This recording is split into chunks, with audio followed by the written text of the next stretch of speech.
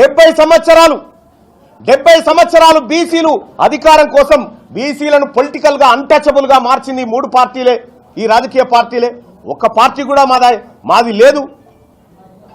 పైగా ఎప్పుడన్నా ఈ అగ్రవర్ణాలు బీసీల క్షేమం గురించి ఆలోచించలే. ఆర్డినెన్స్ అని తీసుకొచ్చినావు, ఆర్డినెన్స్ దేగానే పాలాభిషేకాలు చేసిరు. ఈ వరంగల్లో కూడా చేసిరు. వచ్చే అయిపోయింది 42% అని చెప్పి వరంగల్లో కూడా పాలాభిషేకాలు చేసిరు. ఈ పాలాభిషేకాలు చేసినటువంటి నాయకులకు నేను అడుగుతా ఉన్నా, వచ్చి ప్రజలకు సమాధానం చెప్పురి. నిన్న ముఖ్యమంత్రి గారి స్టేట్మెంట్కు మీరు సమాధానం చెప్పండి. ఎక్కడ కూడా చరిత్రలో ఎంఆర్పిఎస్ వాళ్ళు పోరాటం చేసి వర్గీకరణ సాధించుకున్నారు. ఎస్టీ లంబాడీలు గోండులు వాళ్ళు పోరాటం చేసి వాళ్ళ వర్గీకరణ సాధించుకున్నారు. కానీ బీసీల కోసం అగ్రవర్ణాలు ఢిల్లీలో కూర్చొని ధర్నా చేస్తూ ఉంటే ఇది అనుమానించదగ్గది కాకపోతే ఇంకేంది. గల్లీలో కూడా ఇప్పుడు వాళ్ళే.